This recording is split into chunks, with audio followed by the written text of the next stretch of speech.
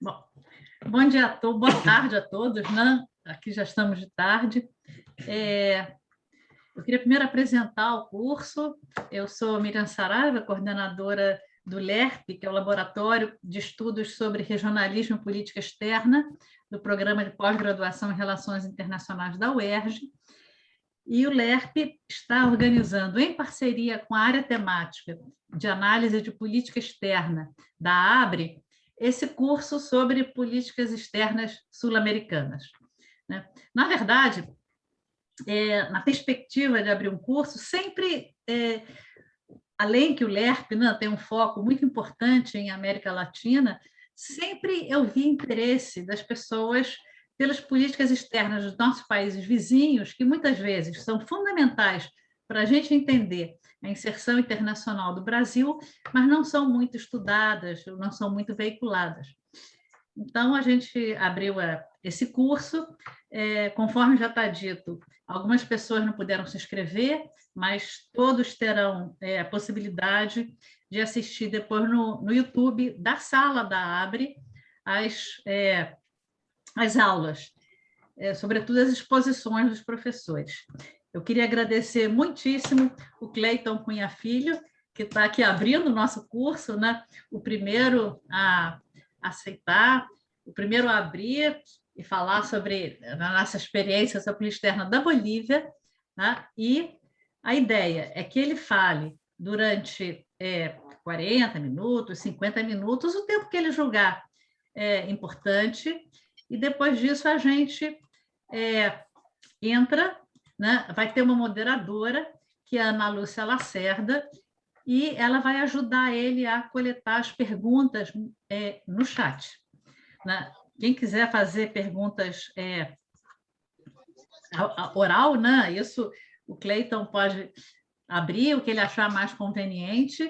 Né? Tem essas duas perspectivas, através da mãozinha ou através do chat. Vai ter também, que vocês vão ver, daqui a pouco, não por hora, vai entrar um link para vocês marcarem a presença, porque ao final a gente vai dar o certificado para aqueles que tenham participado, pelo menos na maioria das aulas. Tá? Eu vou, em primeiro lugar, apresentar o Cleiton Cunha. Ele é professor adjunto do Departamento de Ciências Sociais da Universidade Federal do Ceará e dos programas de pós-graduação em Sociologia da Universidade Federal do Ceará e em Ciência Política da Universidade Federal do Piauí. Ele é doutor em Ciência Política pelo IESP, pelo Instituto de Estudos Sociais e Políticos da UERJ, e participou também, né, enquanto fez doutorado no IESP, do OPSA, que é o Observatório de Política Sul-Americana, e com isso, né, ele, imagino que junto de um grupo, né, assim como nós, passou a gostar e a se interessar por as políticas externas da região. Ele é autor do livro A Formação do Estado e Horizonte Plurinacional na Bolívia, né, da APRES 2018. Na verdade, ele é um grande especialista aqui no Brasil da política externa boliviana. Então, Cleiton, muitíssimo obrigada, seja muito bem-vindo e eu te passo a palavra. Bom, obrigado, Miriam.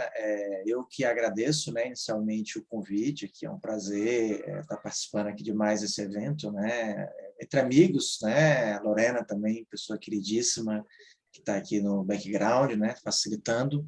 Enfim, como você falou, né, eu trabalho já com política boliviana há bastante tempo, né, academicamente falando, no mínimo desde que eu entrei lá, né, no antigo IUPERJ para fazer o mestrado, né, meu mestrado também foi sobre política boliviana, e no âmbito do OPSA lá com a Maria Regina, né, durante muito tempo, né, enquanto eu pude, eu estive vinculado ao OPSA, né, e na verdade a gente até brinca, a Lorena, né, já está rindo porque uma vez que a gente está no OPSA a gente não sai mais, né, enfim, a gente ainda se sente parte do OPSA de certa maneira. Mas é bem isso, né? Eu tinha já tido a oportunidade de conhecer a Bolívia uma primeira vez como turista, mas que foi, por acaso, nas semanas finais da eleição em que o Evo Morales ganhou pela primeira vez, né, em 2005, e, na verdade, um mochilão ali de 60 dias. Eu comecei na Bolívia, passei também no norte do Chile, Peru, Equador, voltei para a Bolívia, né, de onde retornei ao Brasil. Então, eu tive na Bolívia no finalzinho da Bolívia antes do Evo Morales, e depois, quando eu passei por La Paz, efetivamente, no comecinho do governo, né, quando ele já tinha sido empossado ali no primeiro mandato. E certamente isso teve, de fato, muita influência nessa trajetória posterior, porque, enfim, eu não estudava a Bolívia como objeto acadêmico naquela época, mas já me interessava por política latino-americana, não é? Em geral. Eu estava terminando a minha graduação em Ciências Sociais. Enfim, então eu observei aquilo, né, em loco, apesar de não ter ido para lá para fazer isso, mas acabei observando, conversando com pessoas, e ficado com aquele interesse de acompanhar um pouco mais de perto ali, enfim, né, o que aconteceria dali para diante. E aí entrei no IUPERJ, tinha uma vaga aberta justamente para ficar responsável por Bolívia no OPS, aí eu me candidatei, e não é, enfim, aí, como se diz, né, o resto da história. Mas, enfim, me pediram para conversar com vocês aqui um pouco sobre a política exterior da Bolívia, não é, com foco principalmente mais contemporâneo, aqui nesse período do MAS, não é? Quase todo ele sobre o Evo Morales, mas agora, né, nós estamos num período que ainda é sobre o MAS, mas com a nova presidência, né? Vou falar disso um pouquinho. Mas antes de começar a falar disso propriamente, né, para fazer uma pequena introdução para quem eventualmente não conhece tanto, né, da história da Bolívia, né, das características do país, o território que hoje é a Bolívia, antes da colonização espanhola, não é? Uma boa parte dele correspondia a uma parte do Império Inca chamado de Collasuyo, né? Tahuantinsuyo, como os incas chamavam o seu império, e o Collasuyo, uma das regiões administrativas que correspondia, uma boa parte dele, ao que hoje é a Bolívia. Uma vez que começou a colonização, ela era vinculada ao vice-reinado do Peru, inicialmente, não é? Então, até um outro nome pelo qual a Bolívia era conhecida, até hoje ainda se vê, né, em documentos, é o Alto Peru, não é? Porque o atual Peru era o Baixo Peru, e a Bolívia, onde realmente tudo é muito alto, né? E aí, lembrando dos meus tempos de mochileiro, a descrição do guia Lonely Planet América do Sul costumava, para cada país, dizer uma coisa que o país é muito conhecido, né? Coisas bem clichês, tipo Brasil, futebol, né? Argentina, churrasco, tango. E aí da Bolívia dizia the world's highest everything, né? O tudo mais alto do mundo. E isso é bem verdade, né? Para uma boa parte do território boliviano.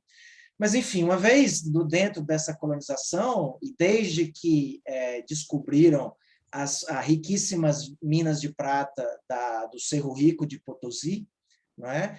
A coroa espanhola criou uma instituição jurídico-administrativa chamada Audiência de Charcas, que essa sim correspondente a praticamente todo o território boliviano atual, e, na verdade, até um pouco mais, não é? Porque o território boliviano atual é menor do que o território original, vou falar disso já já. Mas, enfim, não é? Essa audiência de Charcas ainda vinculada ao vice-reinado do Peru, inicialmente, depois já no século XVIII, né, nos últimos anos da colônia, vinculada ao vice-reinado do Rio da Prata, não é? Enfim, Buenos Aires, mas que tinha um grau bastante grande de autonomia administrativa, e, por conta das vicissitudes da própria guerra de independência, acabou desenvolvendo um certo sentimento nacional, não é? Digamos, de comunidade imaginada, nos moldes ali Benedict Anderson, ainda que restrito, não é? A população ínfima disso, né? Aos seus crioulos, não é? Que eram minoria populacional durante a maior parte do tempo, de certa forma hoje ainda são. Mas, enfim, nessa guerra de independência, tanto o vice-reinado de Buenos Aires quanto o de Lima queriam que a Bolívia fizesse parte do seu território uma vez independente. E a Bolívia tem a peculiaridade de ter sido o primeiro país da América do Sul que declarou sua independência em 1809, mas foi o último que, de fato, conseguiu, apenas em 1825. E nesse período todo de lutas, não é? As tropas auxiliares, né, de San Martín, vindo desde a Argentina, e muitas vezes tinham que bater em retirada, então deixavam, pela própria lógica da guerra, terra arrasada, né? A mesma coisa com as tropas de Bolívar quando começaram a vir do outro lado, mas isso gerava, né, previsivelmente, bastante ressentimento entre as populações locais, que era quem arcavam com todos esses custos, né? Então, nisso, a Bolívia acaba se estabelecendo como um país independente, até inclusive meio a contragosto do Simão Bolívar, que queria que ela fizesse parte do Peru independente, não é? Inclusive o próprio nome Bolívia foi uma jogada, né? Jogada de marketing, a gente pode até dizer, né? Do Sucre para tentar vender a ideia, né? Dar uma bajuladinha no Bolívar e que ele aceitasse que a Bolívia fosse um país independente. O que acabou acontecendo, mas foi um país que, primeiro, marcado por, né, uma depressão econômica muito forte nos primeiros anos independentes, por toda essa política de terra arrasada, as minas estavam inundadas, não tinha tecnologia para reativar a política mineira, e um país de geografia muito difícil, né, muito montanhoso, muito escarpado, e que, nesse primeiro período independente, se viu em meio a um conflito geopolítico, né, um verdadeiro caldeirão geopolítico, que era a América do Sul aí no tempo, naquele período, não é, onde nem o Peru aceitava plenamente que a Bolívia fosse um país independente, a Argentina ainda cobiçava, não é, se não toda, talvez pelo menos uma parte do território boliviano, o Chile, que vinha buscando expandir os seus territórios e tinha muita precaução, muito medo de uma eventual união Peru-Bolívia que lhe colocaria em desvantagem. Tropas colombianas, não é, que ficaram ainda estacionadas durante muito tempo ali no território boliviano e que geravam temores dos vizinhos, enfim, várias coisas que não conspiravam a favor, não é, desse país independente e que, de fato, só vai conseguir realmente consolidar essa sua existência como um país independente da América do Sul em 1841, depois da Batalha de Ingave, quando derrotam, né, as tropas do general peruano Gamarra, que tentou invadir a Bolívia para anexar, e a Bolívia, não é, se consolida ali, né, como, né, a República da Bolívia como esse país independente. Mas é um país que tem uma outra peculiaridade, não é, que é a de que ele perdeu todas as guerras que ele lutou depois disso e que perdeu territórios para todos os vizinhos com quem ele faz fronteira, tá certo? Né? Perdeu né, o mais conhecido lá, o seu acesso ao litoral para o Chile, né, na Guerra do Pacífico, ali no final do século XIX, mas perdeu também território para o Brasil, na Guerra do Acre, não é? O território do Acre, o estado do Acre, hoje brasileiro, né? Foi perdido ali no comecinho do final do século XIX, comecinho do século XX para o Brasil, e ainda para o Paraguai, né, na Guerra do Chaco, ali meados dos anos 30. Não é? E além de perder território nessas guerras, perdeu também um pouquinho de território para o Peru, perdeu outro pouquinho de território ali para a Argentina e outro pouquinho ali para o Brasil, em revisões de tratado, geralmente logo após alguma dessas guerras e alguns desses períodos em que estava extremamente fragilizado. Não é? E a Bolívia também, uma outra coisa pela qual ela, infelizmente, é muito conhecida, é por uma instabilidade política crônica, não é, que vem desde esse primeiro período pós-colonial. Não é? A Bolívia teve uma sucessão de, né, caudilhos militares, civis, golpes de Estado, etc., não é? Que atrapalhava muito a Bolívia em manter uma política externa coerente, não é? Em aproveitar eventuais potenciais dessa sua, de algum tipo de política externa, não é?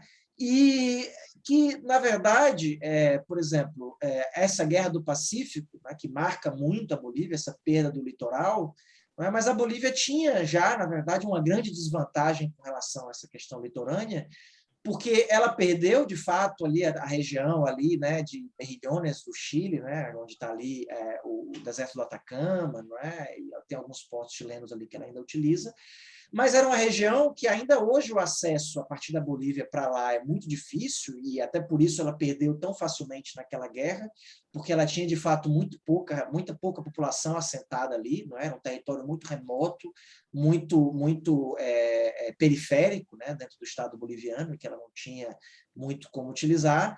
E o porto verdadeiro, né, o chamado Porto Natural da Bolívia, o que era o mais importante à época, e que até hoje ainda é o porto mais importante, era em Arica, né, que hoje é no Chile também, mas que nunca pertenceu à Bolívia, na verdade, não é? Era parte do Peru.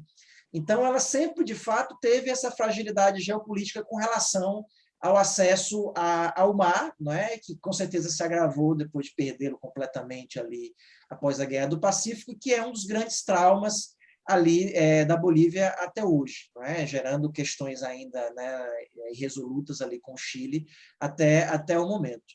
Mas eu falava dessa dificuldade, né, com esse território marítimo boliviano, que ela tinha, de fato, pouca presença ali, mas, de fato, o próprio Estado boliviano, ele mesmo, não é? Tem um autor boliviano, Jorge Grey Molina, que uma vez tem um artigo dele que eu li que, né, me pareceu muito interessante sobre a formação do Estado boliviano, que ele fala que a Bolívia era um Estado com furos, porque o Estado boliviano, de fato, durante muito, muito tempo da sua vida independente, ele era muito limitado a alguns pouquíssimos lugares, não é? A princípio, onde tinha minas, não é? A Bolívia, de fato, né?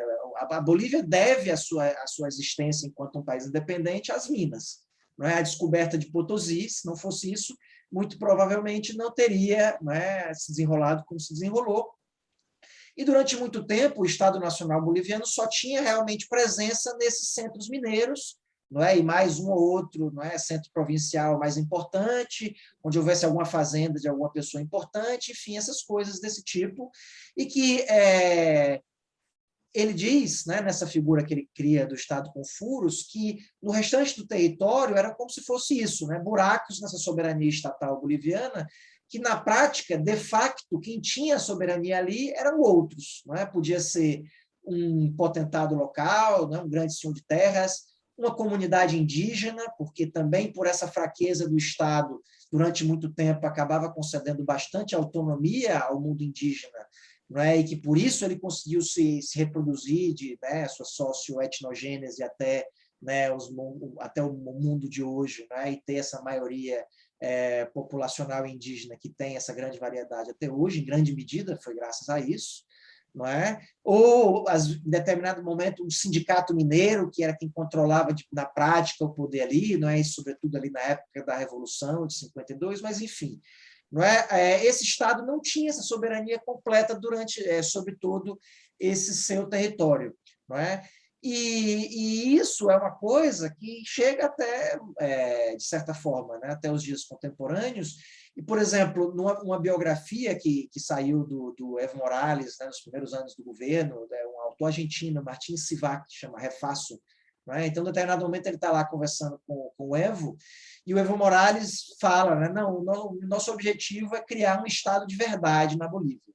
Não é? Assim, fala com essas palavras, porque nessa percepção, não é, de que o Estado era um Estado aparente, não é, que não conseguia se assentar, enfim, não é?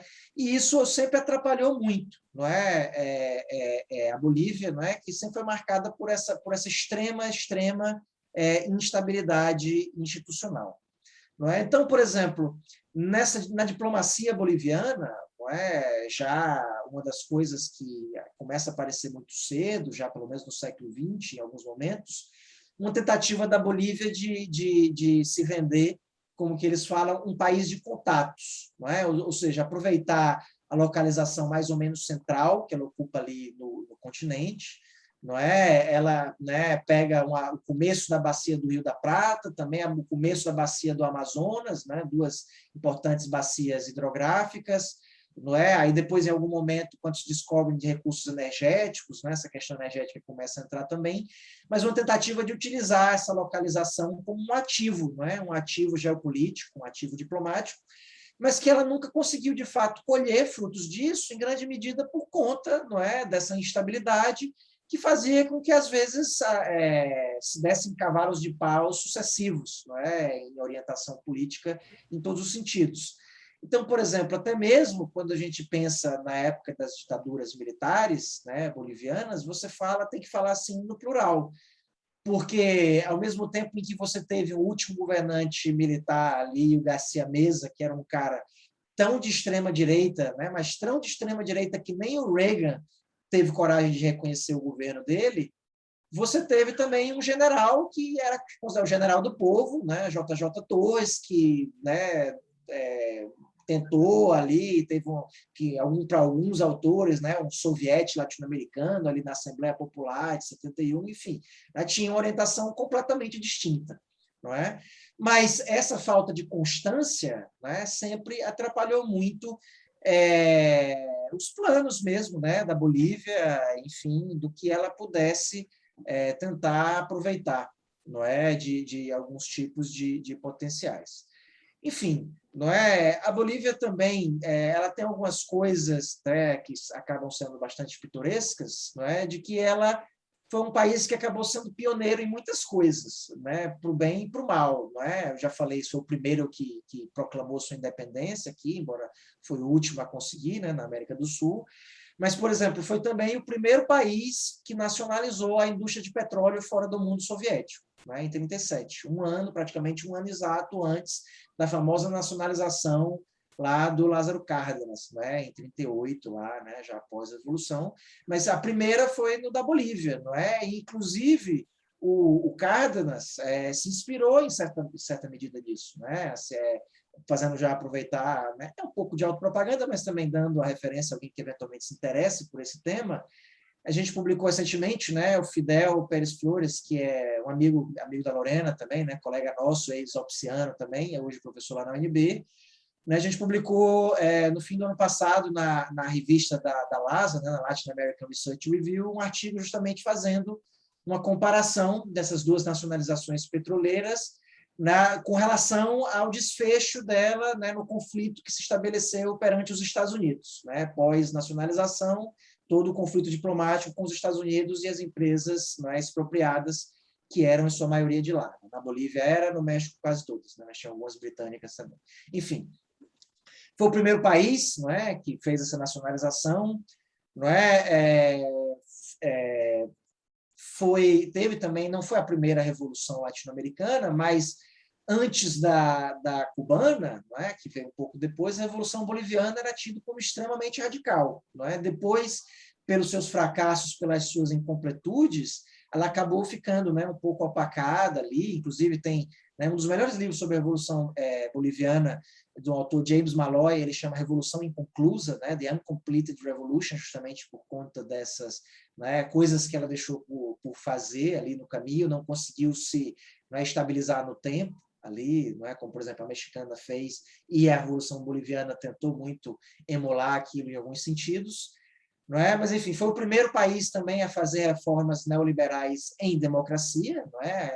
O primeiro foi o Chile, mas na ditadura do Pinochet. O primeiro a fazer com um governo eleito, não é, em democracia, foi a Bolívia, ali em 85, no último governo do Paz Estançoro, não é? E esse governo ali, não é, esse início dessas reformas neoliberais ali na Bolívia nos anos 80, ele marcam ali, não é, por um lado, por um momento, né, por cerca de 20 anos, uma, digamos, estabilização relativa, não é? Assim, comparado com o que era a Bolívia antes, até se pode falar mesmo em estabilidade. De fato, por algum tempo, muitos autores da ciência política fizeram ali, teceram loas e elogios os mais fecundos a esse modelo político boliviano que teria permitido aquela estabilidade com sucessão de presidentes eleitos, etc. e tal, mas que teve um preço, não é? Esse período foi conhecido como a democracia pactuada, porque a Constituição boliviana ela estabelecia que, se nenhum candidato fizesse a maioria dos votos no primeiro turno, o candidato eleito era eleito no segundo turno indireto pelo parlamento. Não é? A princípio, podia ser escolhido entre os 3 primeiros candidatos, né, os 3 primeiros votados, depois emendaram para ficar apenas entre os 2 primeiros.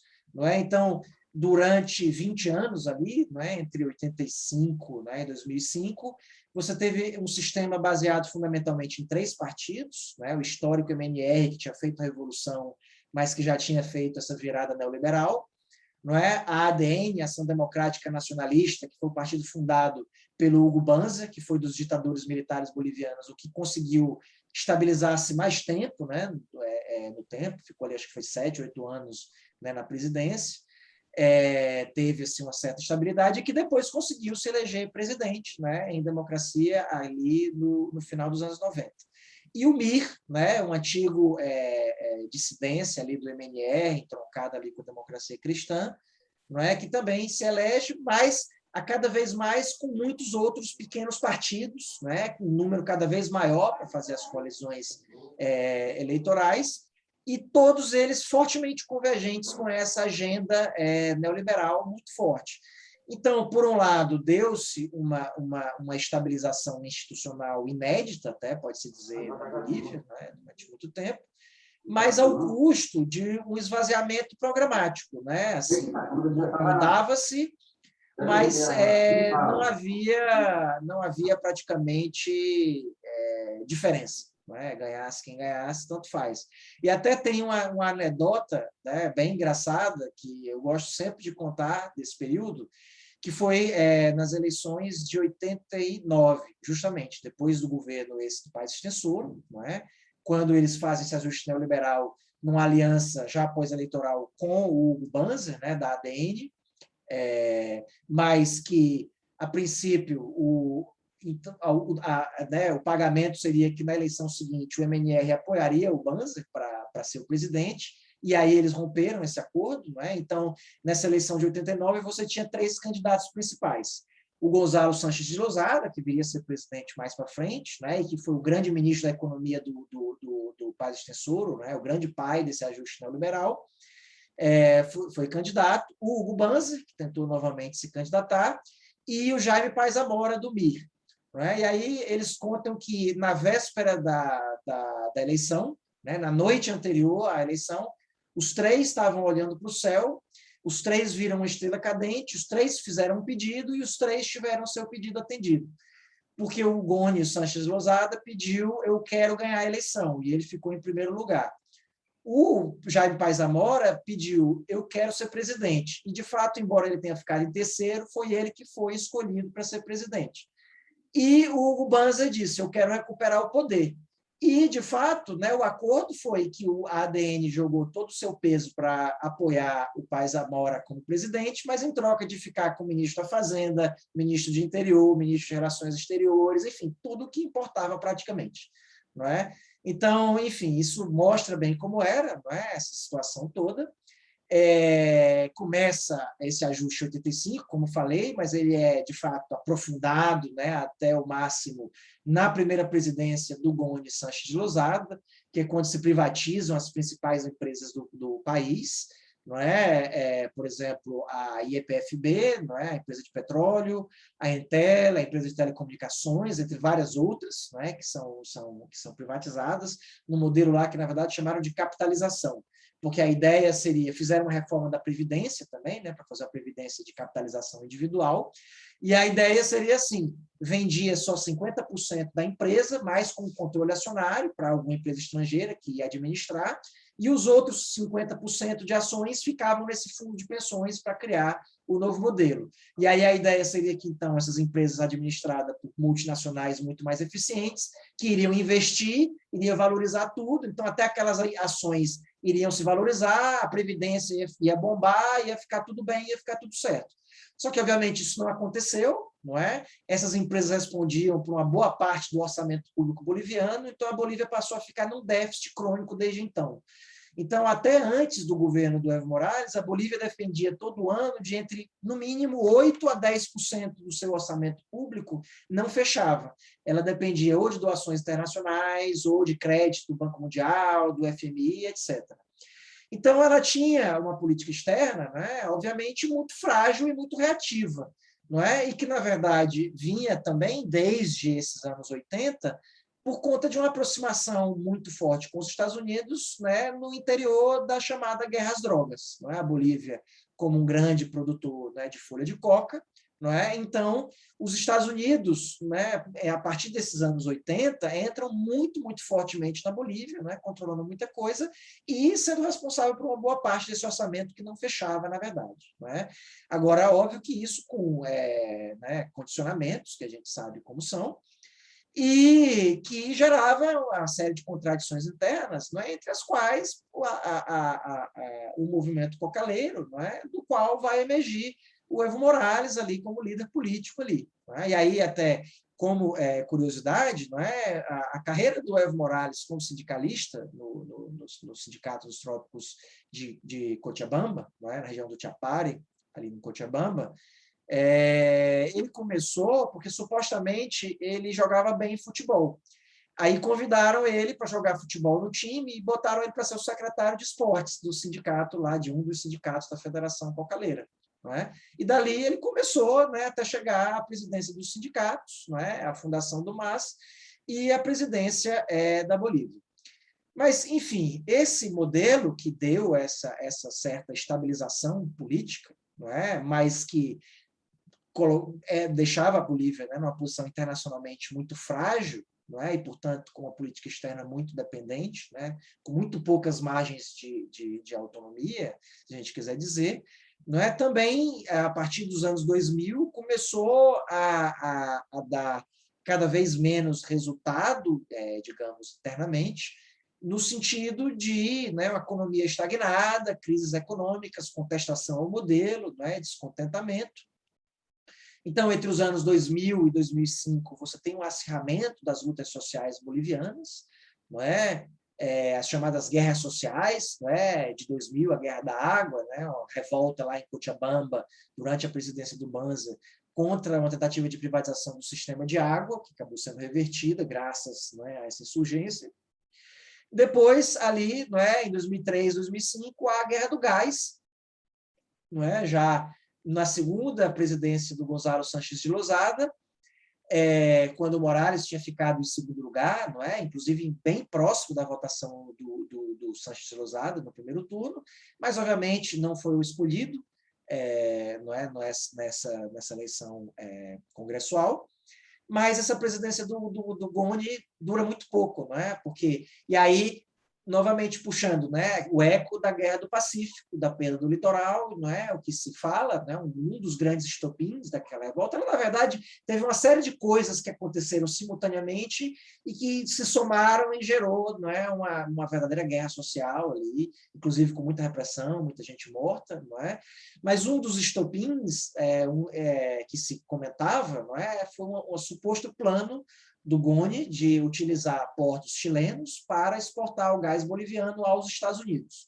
Não é? Então, no meio desses vários outros pequenos conflitos que estavam acontecendo ali, não é? Aquilo tudo foi um grande estopim e, não é, o Goni acabou tendo que renunciar, né? Assumiu o Carlos Mesa, que era o seu vice, né? Mas que era um cara entre né, mais ou menos apartidário, que digamos, né? Ele era um intelectual, né? Um grande intelectual, até bem respeitado, historiador, cineasta, e que tinha sido escolhido para ser vice por conta disso.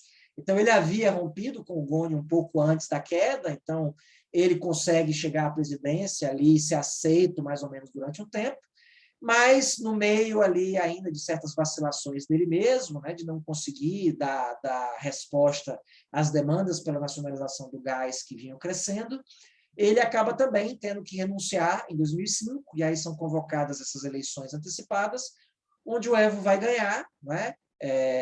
Vai ganhar a presidência, e pela primeira vez na história, em primeiro turno, né? Fez ali 53,7%, acho que foi mais ou menos, né?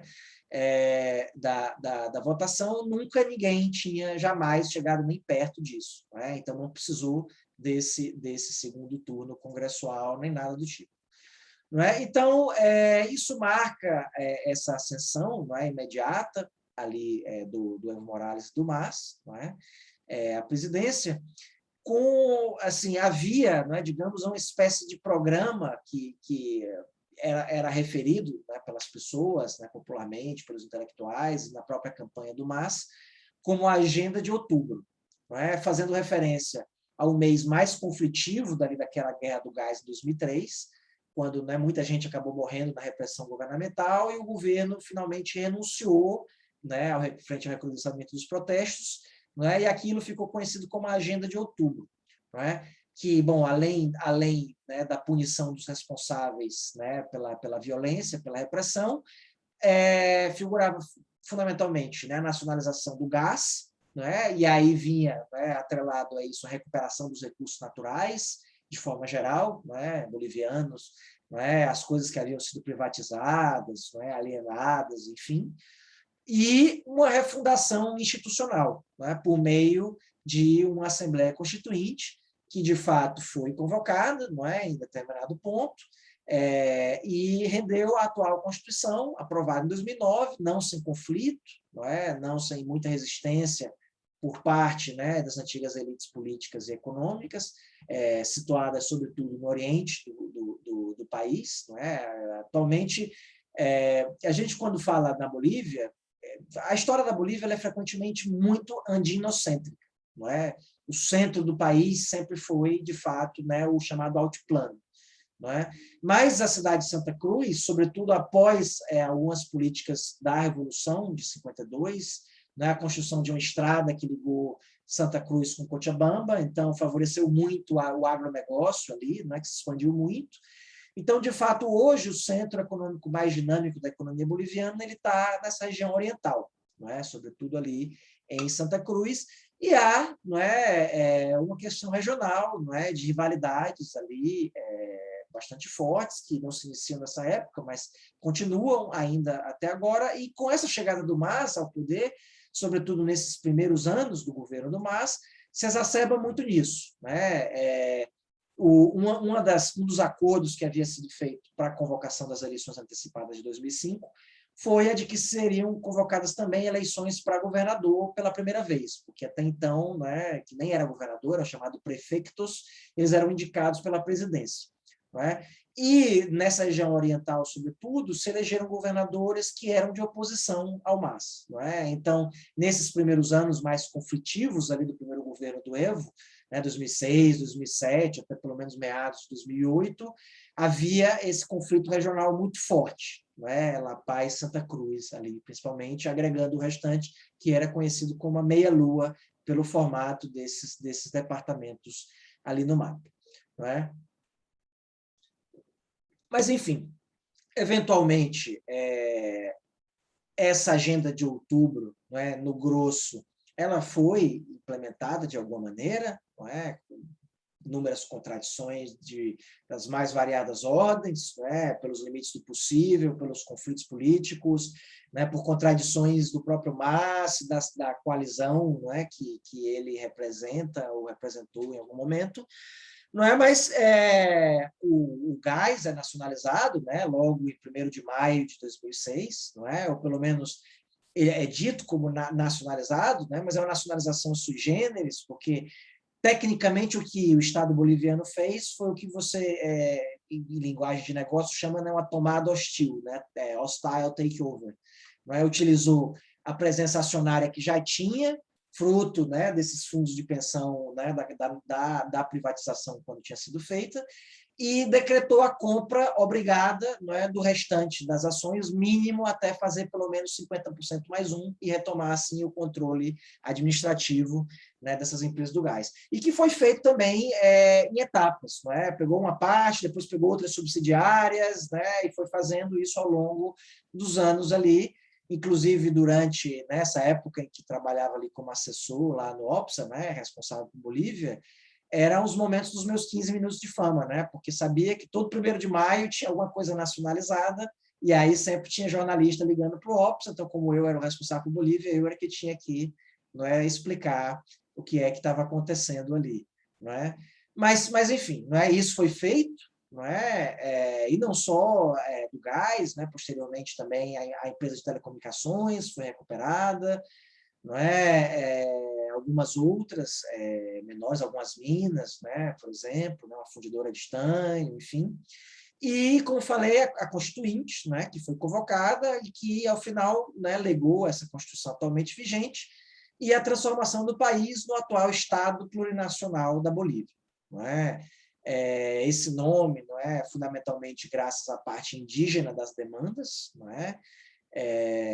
Eu acabei não falando muito aqui, não é? Mas tem, obviamente tem toda essa história ali, não é, pré-colonial, colonial, não é, pós-colonial, contemporânea, não é, e ainda várias contradições que estão se desenvolvendo hoje, né, com relação ao MAS como representante do mundo indígena e uma certa independização de alguns desses setores, não é? Ou até oposição em alguns graus, em algumas conjunturas, não é? Aquela questão do TIPNIS, não é? Acho que vou falar aqui um pouco disso daqui a pouco. Mas enfim, não é? Mas isso influenciou, não é? Toda uma linguagem institucional ali, não é? Nessa, e como foi feito, né? A questão das autonomias indígenas, alguns direitos coletivos que são constitucionalizados, né? Esse próprio nome, né? Plurinacional, reconhecimento às várias nacionalidades, né? Que foi uma coisa que também foi adotada na Constituinte do Equador, não é? Que começou depois da boliviana, mas terminou primeiro, né? Parece como as coisas da independência, não é? Lá acabou tendo menos, né, solavancos, e que agora está influenciando a chilena, não é? Quem diria? Um dos debates fortes dentro da Constituinte chilena atual tem a ver com essa parte do debate da plurinacionalidade, não é? Do reconhecimento aos povos originários, enfim. Não é? Mas isso aqui, não é? Esse período, né, da Bolívia sob o MAS, ele tem uma dimensão muito forte, não é? Se você chamar, né, já que o Estado é plurinacional, então talvez de plurinacionalismo, né? Mas você pode, em muitas medidas, tirar o pluri e ficar só com o nacionalismo, porque isso foi uma coisa muito marcante dessa política externa boliviana desde então, uma tentativa de recuperação, não é, de autonomia, não é, de altivez, não é, de orgulho próprio, não é, nacional e tudo isso. Mas essa política externa, ela acaba tendo, né, e acabou desempenhando, né, nesses governos do MAS, um duplo papel.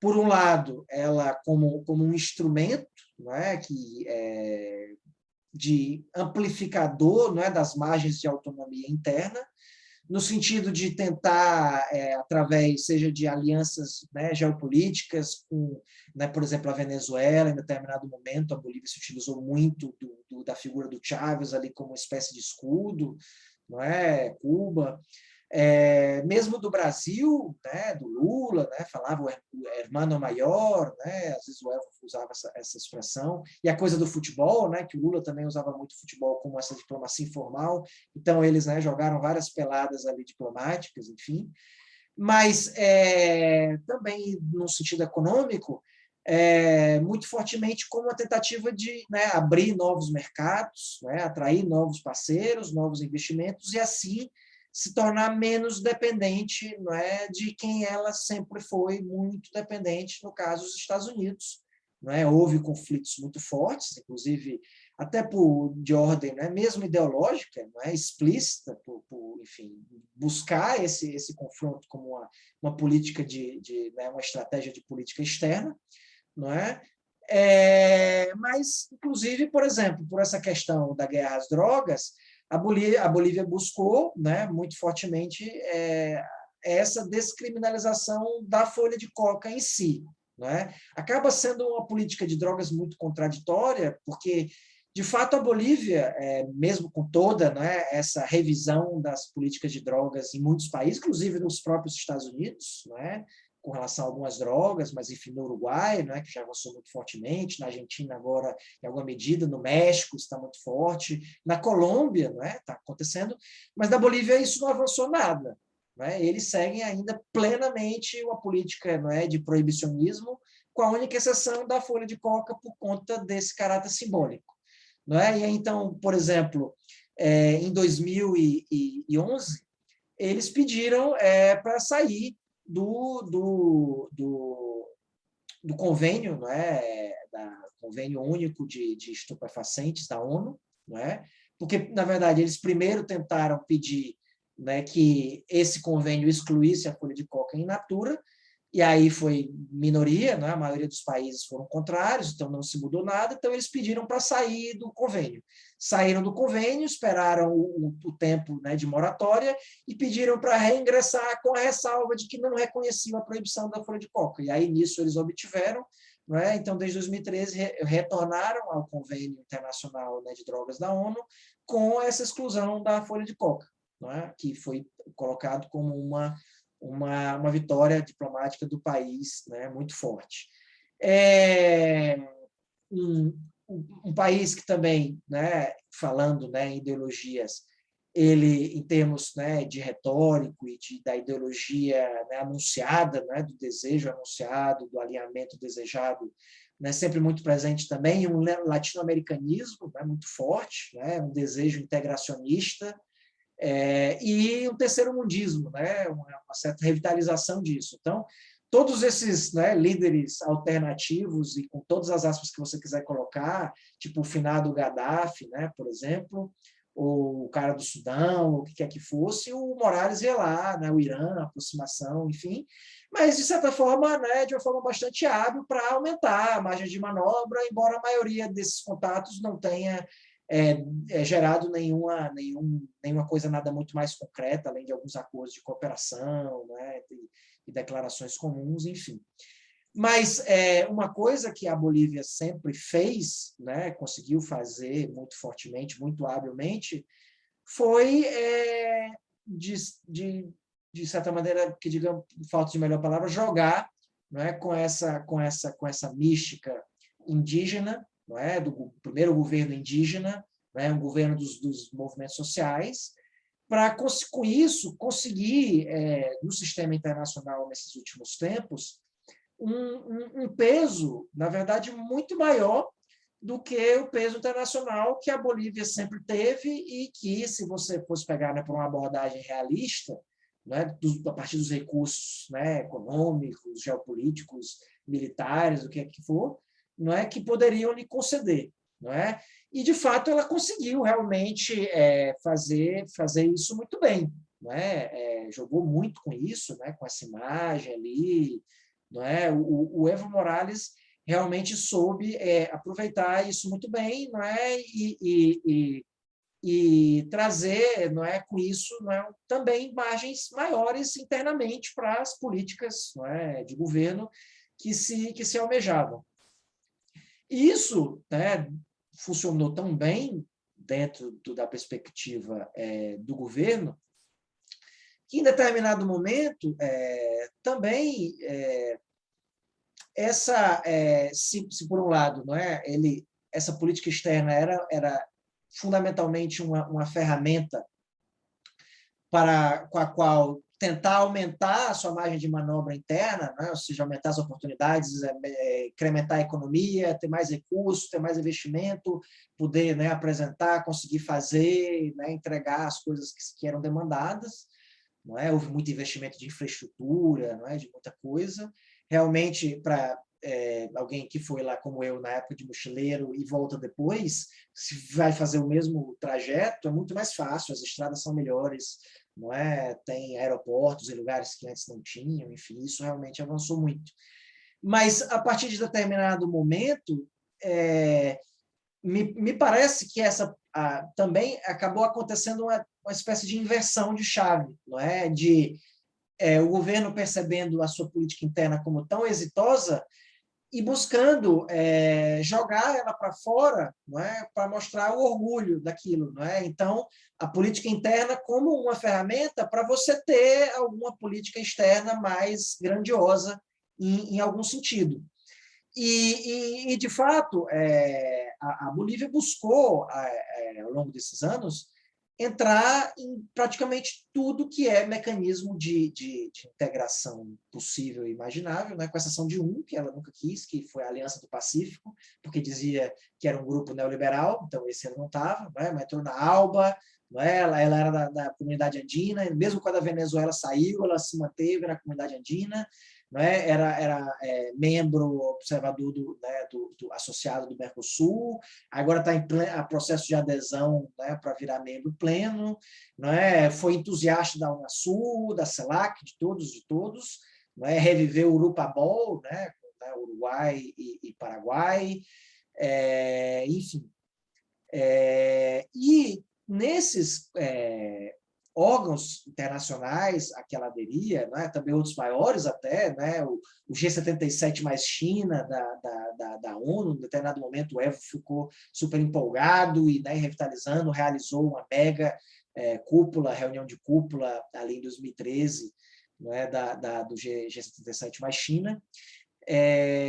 Mas, enfim, isso, em muitos desses órgãos, organismos internacionais, não é? A Bolívia aproveitava uma estratégia, não é, que ela tentava utilizar e, em muitos casos, acabava sendo bem sucedida, era de pegar uma política que era de sua preferência, não é?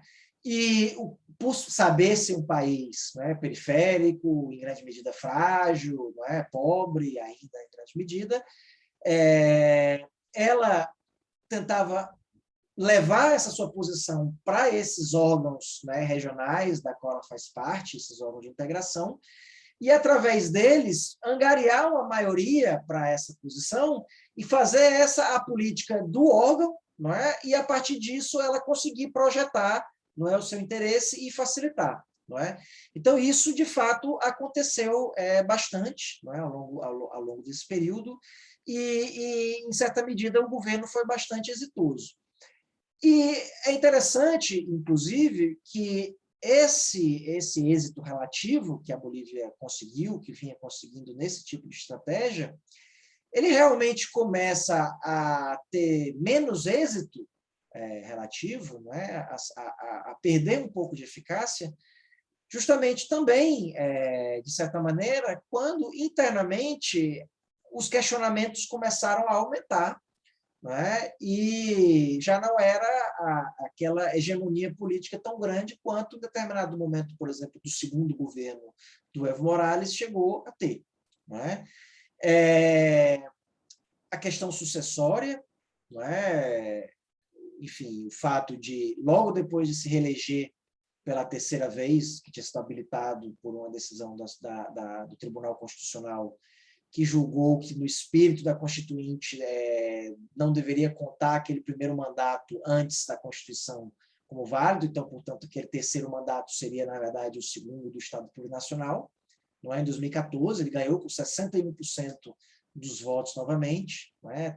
Fez 2/3 ali do parlamento, né? A maioria muito folgada em ambas as câmaras, mas deveria ser formalmente o último mandato, né? Não poderia se candidatar novamente, e muito cedo essa questão sucessória passa a ser a principal preocupação do governo, não é? Então, aproveitando dessa maioria na Câmara e no Senado, aprova-se uma emenda que permitiria uma nova reeleição, mas a Constituição estabelece que qualquer emenda precisa passar por um referendo popular antes de valer, não é?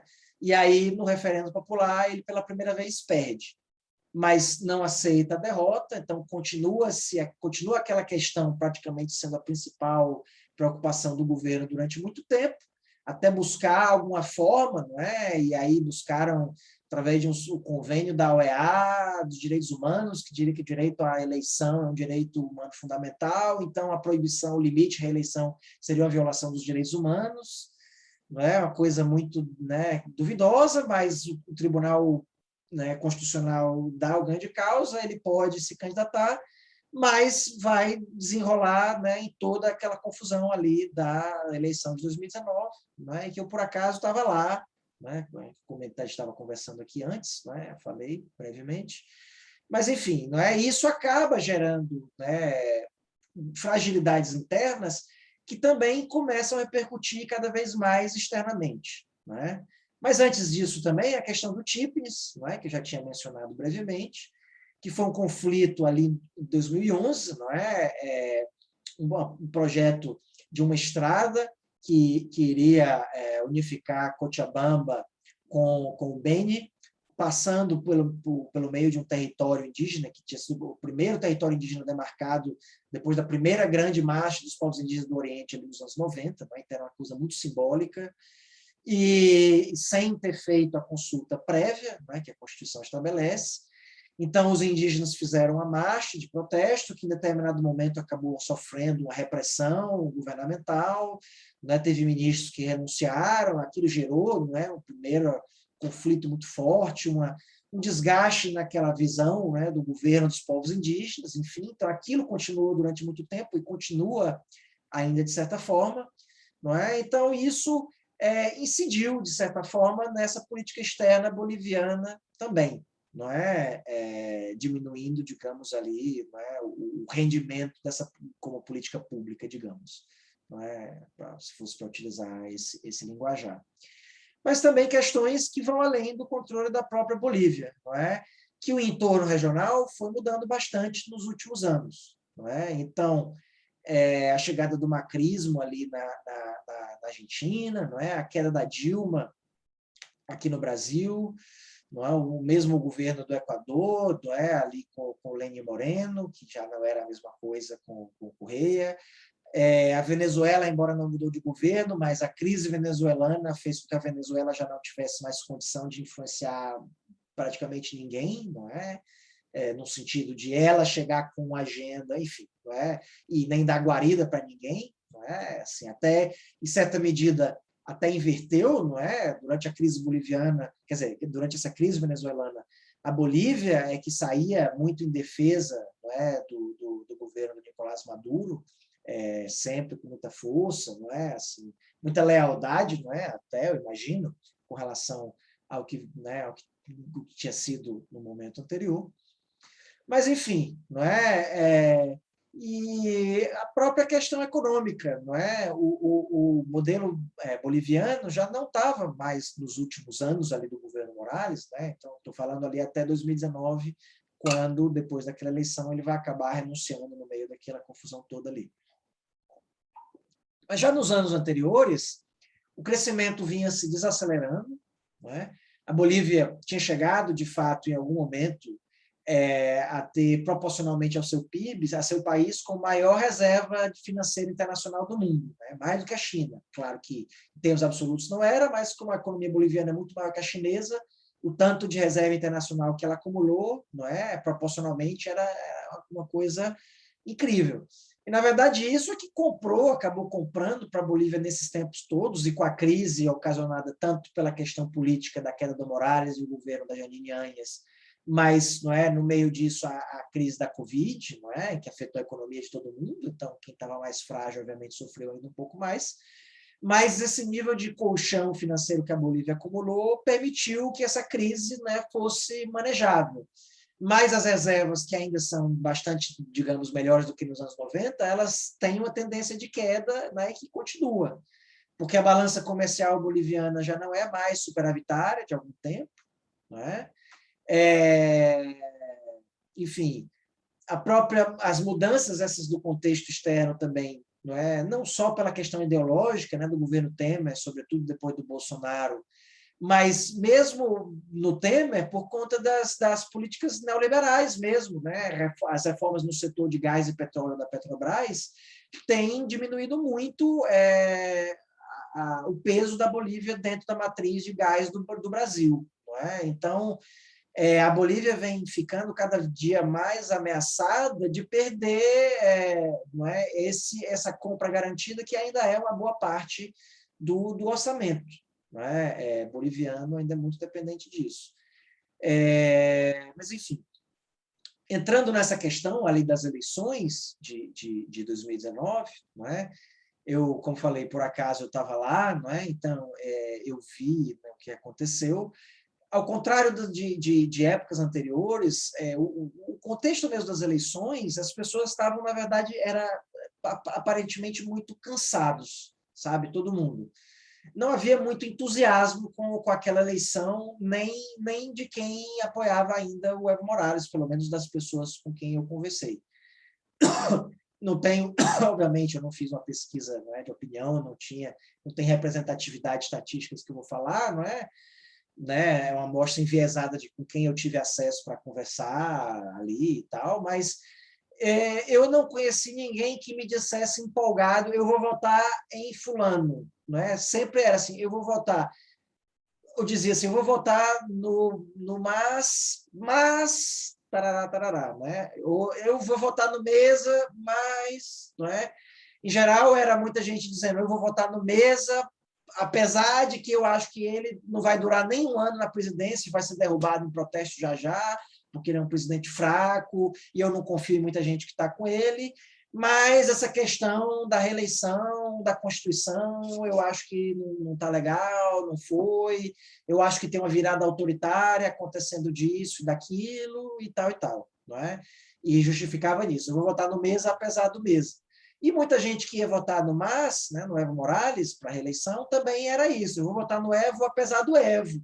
Eu acho que ele devia estar se aposentando, eu acho que devia ser outro, eu acho que era melhor se fosse outra pessoa, devia ter uma renovação, mas eu não quero que volte essa oposição, porque são neoliberais, porque isso, porque aquilo. Eu notei, não é? Me pareceu uma sensação muito de cansaço. E havia também uma percepção muito forte de fraude, tá certo? Muita gente dizendo, não, mas no final, tanto faz, ele vai ganhar mesmo, porque vai ter fraude. Muita gente dizia isso, e, inclusive, uma coisa que é engraçada, não é? E pouco comentada, hoje, quando se fala, não é, o golpe ou a fraude, como se fossem as duas coisas, né, impossíveis de acontecer ao mesmo tempo, mas, de qualquer forma, não é, aparece a OEA como sendo quem organizou o golpe, quem fez e tal. Nessa época, no início, a percepção da OEA era de que a OEA validaria a fraude do Evo Morales.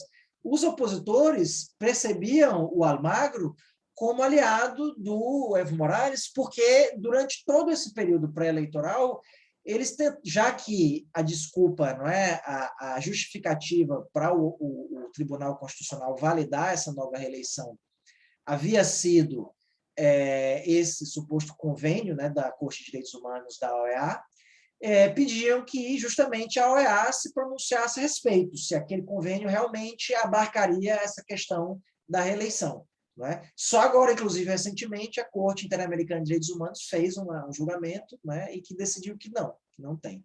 Mas eles tentavam, né, que o Almagro se pronunciasse, e ele sempre saía pela tangente e aparecia muito junto com o governo, não é? E muita gente achava, eu perguntei, até eu lembro de um taxista que falou assim, então vai ter fraude, eu falei, mas e os observatórios internacionais? Disse, mas a OEA está no bolso do Evo Morales, o Almagro é aliado dele, etc. E tal.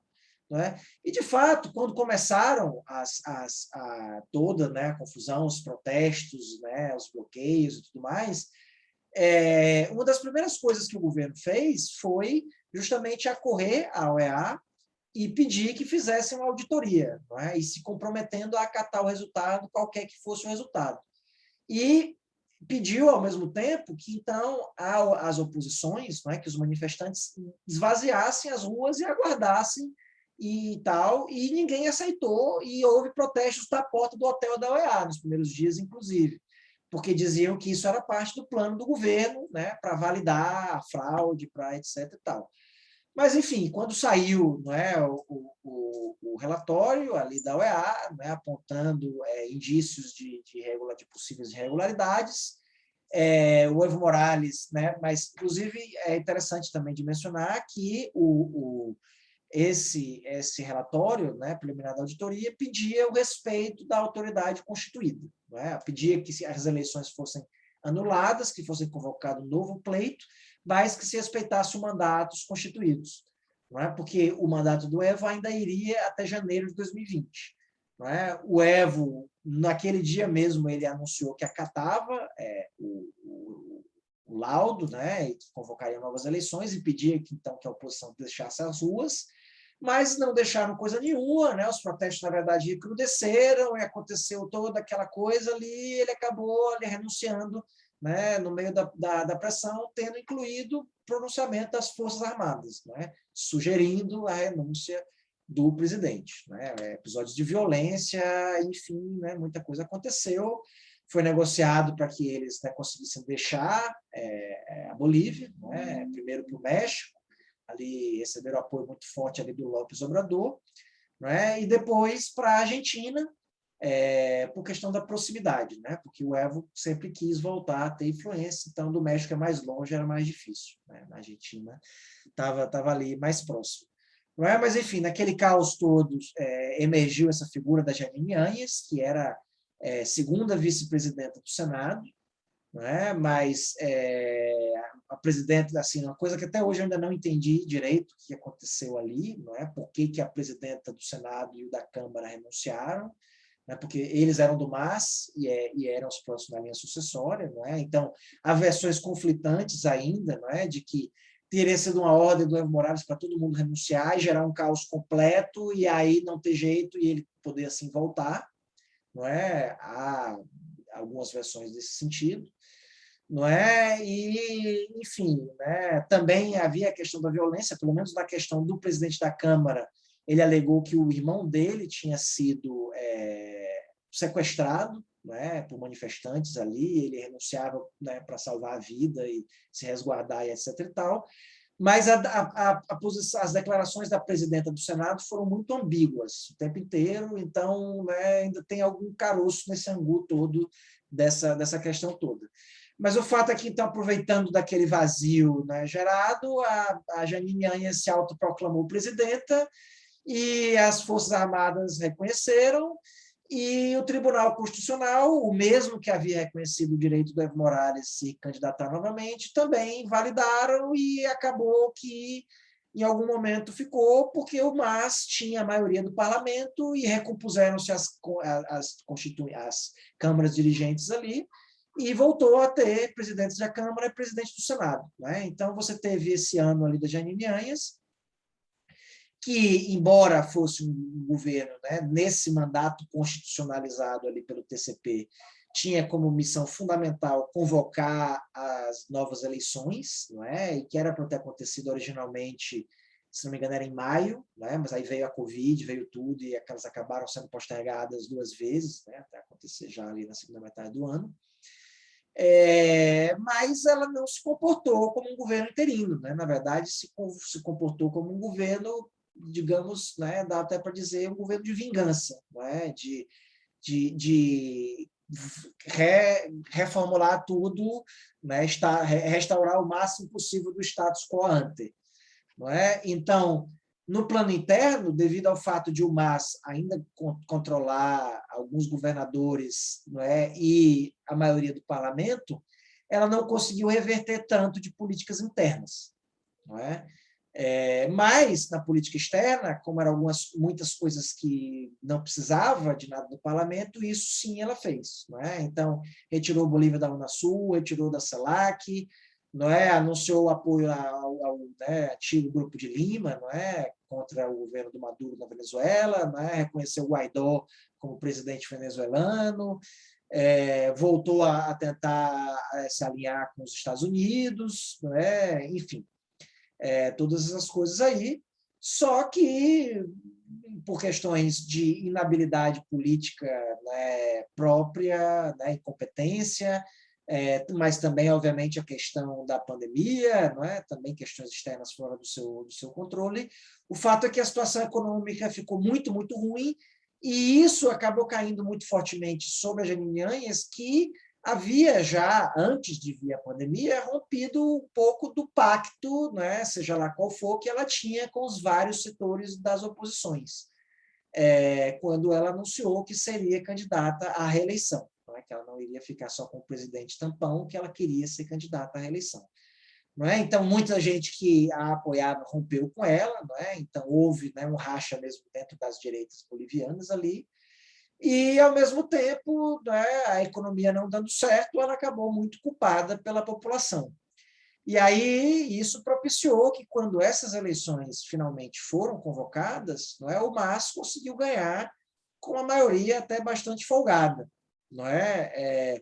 55% de votos, né, maior até do que o da primeira eleição do Evo, não do que as outras duas seguintes, mas maior do que essa primeira. Não conseguiu maioria de 2/3, nas duas casas, mas tem maioria simples, tanto na Câmara quanto no Senado, então é capaz de aprovar qualquer lei, não é, que precise, só emendas à Constituição, a questão de nomeação de algumas autoridades precisaria negociar com as oposições, mas ainda tem um grau, né, de autonomia muito, muito forte. Não é? E esse governo voltou ao, né, se a Jeanine Áñez tentou restaurar o status quo ante, né, então voltou ao status quo ante, que era o pós primeiro ante, né, por assim dizer, de forma complicada, mas enfim.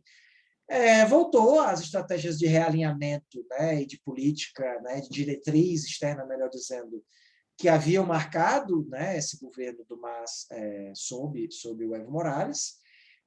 Só que nada, não é exatamente igual ao que era antes, porque o mundo já não é mais o mundo que era antes. Não é? Então, a situação econômica ainda não é muito favorável, né? Ainda em grande medida muito menos aquecida do que no auge do governo do Evo, né? Ainda se recuperando da própria pandemia, né? A vacinação ainda avançando, embora com alguns gargalos, mas, enfim, não é um céu de brigadeiro, não é? Onde a Bolívia esteja, né, navegando. E o entorno, embora já foi pior, não é? Mas também não é plenamente favorável. E, enfim, ao mesmo tempo, essas contradições internas também permanecem, não é? Dessas que vinham já desse final, essa questão, né, do suposto autoritarismo do Evo Morales, né, dentro do MAS, ou no MAS, ou do MAS, se quiser dizer, dependendo de quem for o crítico, não é? E ao mesmo tempo, algumas iniciativas de renovação interna que já aconteceram e que essa antiga elite do partido, né, sobretudo o próprio Evo Morales, não parecem muito dispostos a dar passagem, não é? Então, por exemplo, há atritos conhecidos, não é, entre o Evo Morales, que não é mais presidente da Bolívia, mas ainda é o presidente do MAS, e ainda, não é, tenta ser, né, o líder máximo, né, o grande estrategista, né, das diretrizes políticas do partido, estratégias eleitorais, inclusive, né, recentemente a gente teve eleições para governadores e prefeitos, e por a figura do atual vice-presidente, não é, David Choquehuanca, que foi o chanceler do Evo Morales durante os 2 primeiros mandatos, não é? Mas que já, né, desse final da época do Morales se comenta, não é, de uma certa rivalidade entre eles, de que o Choquehuanca teria essas aspirações de ser, não é, um eventual novo próximo presidente indígena, né, novo líder do MAS. De fato, quando das eleições onde o Luiz Arce se elege presidente, as bases do partido haviam indicado, na verdade, o David Choquehuanca para ser o candidato. E o Evo Morales, desde o exílio na Argentina, foi quem vetou e, de certa forma, impôs o Luiz Arce, não é? E com Andrônico Rodrigues, que hoje é senador, para ser o vice. Não é? E aí, no meio termo que fizeram, o acordo foi Luiz Arce presidente e Choquehuanca vice. Não é? Mas, por exemplo, essas rivalidades, não são apenas não é, do David Choquehuanca, né? Ele é uma das figuras mais visíveis, embora não é isso, até algumas pessoas que gostariam que ele fosse mais incisivo nisso. Ele adota um perfil muito low profile, né? Muito de bastidores, assim, digamos. Mas nessas eleições regionais que eu comentei, aconteceu isso fortemente com a atual prefeita da cidade de El Alto, que é uma das principais cidades da Bolívia, não é? As 4 principais cidades da Bolívia seriam Santa Cruz, Cochabamba, La Paz e El Alto, que é uma periferia de La Paz, né, que foi crescendo ali, né, se urbanizando, inicialmente de forma muito precária, mas que cresceu e tem quase, né, acho que talvez já tenha mais de 1 milhão de habitantes, né, e tem uma atividade econômica também importante, enfim. E essa cidade, ela hoje é administrada por uma ex-senadora do MAS, né, que se tornou a presidenta do Senado, ali durante esse governo da Janine Áñez, se destacou muito, né, nesse período. Agora me deu um branco que eu esqueci o nome dela. Mas vou já só jogar. O bom de você estar conectado é que é só jogar, né, Alcaldesa El Alto, e aqui o Google já vai me relembrar aqui rapidamente. Mas Eva Copa, desculpa. Mas ela, né, quando se colocou como pré-candidata do MAS à prefeitura de El Alto, foi vetada pelo Evo Morales, não é? E não é, dentro dessas críticas internas, supostamente por ela ser independente demais, não é? Então, o Evo Morales impôs a candidatura de um outro cara, né, Zacarias Maqueira, que acabou sendo o candidato do MAS, e ela saiu para um outro partido ali, né, pequeno, né, irrelevante, que até então irrelevante, que lhe ofereceu a sigla, não é? E ela se elegeu ali com uma votação, né, esmagadora, mais de 60%, enquanto esse candidato do MAS, não é, teve, né, uma votação bem pífia. Não é? Mas ela não foi um caso isolado. Não é? Isso aconteceu também com a prefeita de Cobija, capital do departamento de Pando. Aconteceu com a governadora né, do departamento de Pando, e com o prefeito do departamento do Beni, e, né, quer dizer, o governador do departamento do Beni e o prefeito, né, da capital Trinidad, que também haviam bases do partido, né, apontado, né, outros candidatos, que o Evo Morales, por alguma razão, não quis endossar, impôs outra candidatura, e eles acabaram saindo por outros partidos e sendo eleitos. Não é? Então, a Bolívia está, nesse momento, né, internamente passando por uma, né, espécie de tentativas de renovação, não é? Enfim, por renovação de fato, porque é isso, no mínimo você tem um novo presidente depois de quanto tempo? Não é? De 2006 até 2019. O Evo Morales é hoje na história o presidente mais longevo, né, em dias consecutivos na presidência, e dificilmente vai perder esse posto, talvez nunca, né? Porque antes dele, o presidente mais longevo, havia sido presidente da Bolívia por uma década, foi o Marechal Andrés de Santa Cruz e Calahumana, que foi presidente em 1830, não é? Dos anos 830 a 40. Não é? Então, depois disso, né, foi o Evo Morales. E antes, fora eles, você tinha, né, o país extensor, mas em 3 presidências não consecutivas, né? E mais uma que começou e foi derrubada ali em 64. Mas, enfim. Então, de fato, a Bolívia está num momento de mudanças. Não é? Exatamente qual vai ser a magnitude dessa mudança, não é? São coisas que eu, de fato, estou acompanhando, né? Tentando estudar nesse momento. Não é? Para onde vai o MAS, por exemplo? Não é? Será que ele vai ser capaz de se renovar internamente? Ou esses conflitos de liderança internos, por exemplo, como a Eva Copa, lá, prefeita de El Alto, mas que quando, por exemplo, outros governadores ou prefeitos que são de oposição propriamente tentam se aproximar dela, ela sempre refuga muito, não é? E declara apoio completo ao presidente Luiz Arce e etc. e tal. Porque não tipo, né, ela saiu do MAS, mas o MAS não saiu dela, né? Será que ela poderia voltar ao MAS e ser uma líder do MAS? Não é? Mas haveria espaço, por exemplo? Não é? O Choquehuanca conseguiria fazer isso? Algum outro setor? Ou será que não? Porque o MNR, por exemplo, o partido que fez a Revolução de 52, em alguns sentidos, ele lembra muito a estrutura do MAS. Não é? Ele tinha muitas lideranças diversas, muitos setores, e um dos grandes fatores para essa revolução ter sido inconclusa, não é? E para a queda do MNR foi justamente não ter conseguido processar essas diferenças, não é? De facções, de líderes, não é? Esses procedimentos internos de renovação. Então, isso poderia acontecer com a Bolívia também, não é? Ou poderia não. Atualmente está acontecendo lá, né, no leste da Bolívia, uma nova marcha indígena, né, protestando contra algumas várias, não é, problemas ali com relação às autonomias das terras indígenas, não é, invasão, assédio de terras, não é, pressão fundiária, e que são pressões, em alguns casos, de grandes latifundiários, de grandes capitalistas, mas que são também de imigrantes indígenas do Ocidente, não é, de etnia Aymara ou Quechua, que querem terra, não é? São basicamente índios sem terra e que, né, às vezes vão lá, né, nos arredores dessas terras comunais, dessas outras etnias indígenas minoritárias e que geram conflitos, não é? Então, são várias, né, questões, sobretudo de ordem interna, que incidem provavelmente, né, em como é que vai essa política externa da Bolívia poder se manter ou não é? Nesses próximos anos.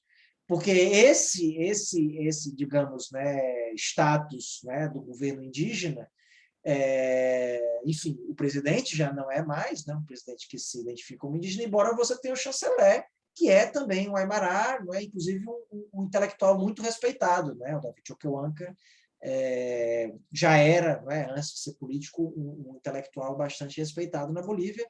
Então, isso não é de todo perdido. Mas, sem resolver essas contradições internas, é mais difícil de você ativar esse tipo de capital. Não é? Se você tem contestações indígenas internas, não é? Eva Copa também, ela é Aymara, ela também se reconhece como indígena. Não é? Então, enfim, eu acho que eu deixaria por aqui. não é? O que eu tinha para dizer, assim, em linhas gerais, né, sobre essa política externa boliviana, e até para, enfim, ter algum tempinho, né, para eventuais perguntas aqui, né, na plateia da audiência.